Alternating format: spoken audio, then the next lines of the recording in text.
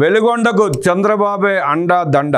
ప్రకాశం, నెల్లూరు, కడప జిల్లాల వరప్రదాయిని పూల సుబ్బయ్య వెలిగొండ ప్రాజెక్టుకు 3 దశాబ్దాల క్రితం నల్లమల అడవుల్లో అంకురార్పణ చేసిన ముఖ్యమంత్రి చంద్రబాబు నేడు ప్రాజెక్టును పూర్తి చేసే దిశగా పనుల్లో వేగం పెంచారు. గత ప్రభుత్వాల తప్పుల వల్ల ప్రాజెక్టు పనుల్లో ఆలస్యం జరిగింది. నిధులు కేటాయించకుండా నిర్లక్ష్యం వహించారు. నేడు కూటమి ప్రభుత్వం ప్రాజెక్టు నిర్మాణానికి ఉన్న అడ్డంకులను తొలగించి పనులు చేయని పాత కాంట్రాక్టర్లను ఏరివేసి కొత్త వారికి పనులు అప్పగించి త్వరగా పూర్తి చేసేందుకు చర్యలు తీసుకుంది.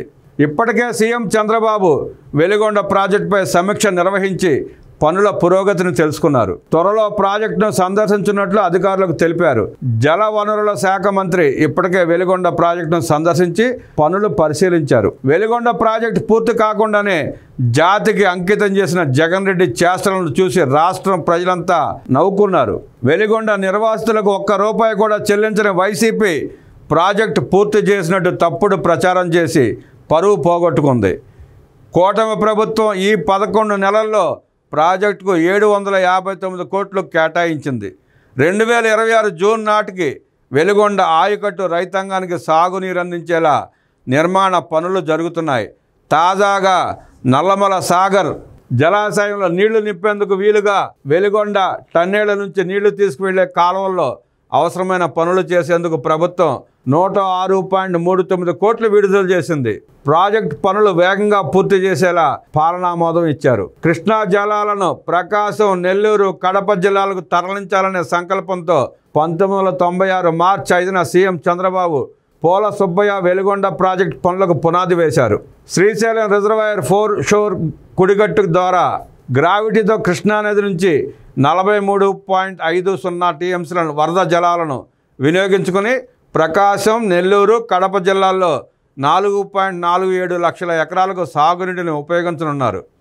అలాగే 30 ఫ్లోరైడ్ ప్రభావిత మండలాల్లోని 15.25 లక్షల మందికి తాగునీరు అందించడం ముఖ్య ఉద్దేశం. ఈ ప్రాజెక్టులో భాగంగా కృష్ణానది వరద జలాలను ముందుగా 200 మీటర్ల అప్రోచ్ కాలువతో పారిస్తారు. అక్కడ నుంచి 18.8 కిలోమీటర్ల పొడవైన 2 భారీ సొరంగాలను తవ్వారు. ఆసియాలోని అతిపెద్ద సాగునీటి సొరంగాలుగా ఇవి పేరొందాయి. దోర్నాల, కర్నూలు మార్గంలోని కొత్తూరు వరకు తవ్విన ఈ 2 టన్నెళ్ల ద్వారా రోజుకు 1 టీఎంసీ నీటిని తరలించవచ్చు. కొత్తూరు నుంచి సుమారు 22 కిలోమీటర్ల దూరంలో ఉన్న నల్లమల సాగర్కు కాలువ ద్వారా నీటిని తరలిస్తారు. ఈ జలాశయం నుంచి 5 ప్రధాన కాలువల ద్వారా నిర్దేశిత ప్రాంతాలకు నీటిని అందిస్తారు. 2014-2019 మధ్య చంద్రబాబు ప్రభుత్వం 1973 కోట్లు కేటాయించి 1319 కోట్లు ఖర్చు చేసింది. టన్నెల్ 1 పూర్తయినా దానిలో 1.20 లక్షల క్యూబిక్ మీటర్ల మట్టిని టన్నెల్ 2 నుంచి తోలారు. దీనిని తొలగించాలంటేనే 6 నెలలు పడుతుంది. టన్నెల్ 2లో ఇంకా 7 కిలోమీటర్ల మేర లైనింగ్ పనులు పెండింగ్లో ఉన్నాయి. అదే టన్నెల్లోకి 11 కిలోమీటర్ల లైనింగ్ పూర్తి కావడానికి 11 ఏళ్లు పట్టింది. ఈ టన్నెళ్ల నుంచి నీటిని జలాశయాన్ని తరలించాలంటే 21 కిలోమీటర్ల ఫీడర్ కెనాల్ పూర్తి కావాలి. సీఎం చంద్రబాబు హయాంలోనే వెలిగొండ ప్రాజెక్టు పనులు 80% పైగా పూర్తి చేశారు. 2019లో మరోసారి అధికారంలోకి వచ్చి ఉంటే ప్రాజెక్టు పూర్తయి ఉండేది. కానీ గత ప్రభుత్వ మొండి వైఖరి కారణంగా ప్రాజెక్టు పనుల్లో 1 అడుగు పురోగతి కూడా జరగలేదు. వైసీపీ ప్రభుత్వం 5 ఏళ్ల పాలనలో రాష్ట్రంలోని అన్ని ప్రాజెక్టులను అటకెక్కించింది. అలాగే వెలిగొండ ప్రాజెక్టులను నిర్లక్ష్యం చేసింది. 5 ఏళ్ల పాలనలో 5% పనులు చేసి మమా అనిపించింది. అంతేకాకుండా ప్రాజెక్టును పూర్తి చేయకుండానే జగన్ రెడ్డి జాతికి అంకితం చేయడం ఆశ్చర్యానికి గురి చేసింది. 5 ఏళ్ల కాలంలో వెలిగొండ నిర్వాసితుల పునరావాసానికి ₹1 కూడా కేటాయించకపోవడం, పనులు పూర్తి చేయకుండా ప్రాజెక్టును జాతికి అంకితం చేయడం ఏంటని ప్రజలు విస్తుపోయారు.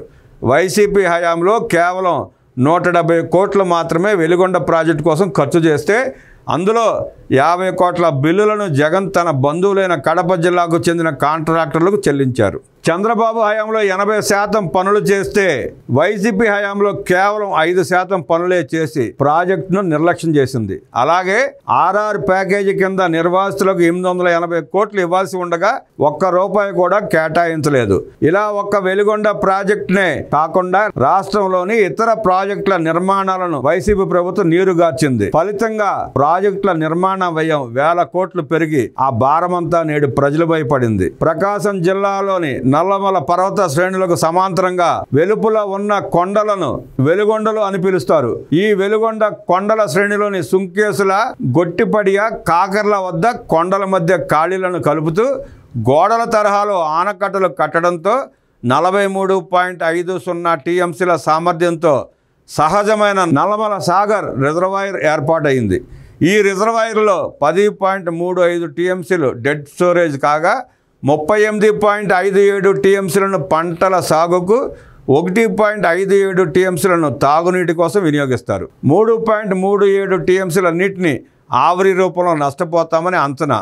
వెలిగొండ ప్రాజెక్టులో భాగంగా నల్లమల సాగర్ జలాశయంలో నీళ్లు నింపేందుకు వీలుగా వెలిగొండ టన్నేళ్ల నుంచి నీళ్లు తీసుకెళ్లే కాలువల్లో అవసరమైన పనులు చేసేందుకు 106.39 కోట్లతో పాలనామోదం ఇచ్చారు. ఈ మేరకు జల వనరుల శాఖ ఉత్తర్వులు జారీ చేసింది. ప్యాకేజీ 2-4లలో మిగిలిన పనులు చేపట్టేందుకు ఉత్తర్వులు ఇచ్చారు. ఇందులో భాగంగా ఫీడర్ కాలువ, తీగలేరు కాలువల్లో మిగిలిపోయిన ప్రధాన పనులు 2022-23 ధరలతోనే చేపట్టేందుకు మెగా కంపెనీకి అప్పగిస్తూ ఆదేశాలు ఇచ్చారు. 53.44 కోట్ల విలువైన పనులు వారికి అప్పగించారు. మరో 29.38 కోట్ల విలువైన పనులు ఎస్సీఎల్ కంపెనీకి అప్పగిస్తూ ఆదేశాలు జారీ చేశారు. వెలిగొండ రిజర్వాయర్ నుంచి 2026 జూన్ నాటికి ఆయకట్టు రైతులకు సాగునీరు అందించే లక్ష్యంతో ప్రభుత్వం ఉంది. వెలిగొండ పూర్తవ్వాలంటే ఇంకా 4,000 కోట్లు కావాల్సి ఉంది. కూటమి ప్రభుత్వం అధికారం చేపట్టిన అనంతరం వెలిగొండ ప్రాజెక్టు పనుల్లో వేగం పెరిగింది. టన్నెల్లో ఉన్న టీబీఎం యంత్రం తొలగించడానికి కోర్టు కేసు అడ్డంకిగా ఉన్న నేపథ్యంలో బైపాస్ టన్నెల్ నిర్మాణం సాధ్యాలపై అధికారులు చర్చించారు. హెడ్ రెగ్యులేటర్, టన్నెల్, ఫీడర్ కాలువలు, పునరావాస కాలనీల నిర్మాణ పనులు వేగవంతం చేస్తున్నారు.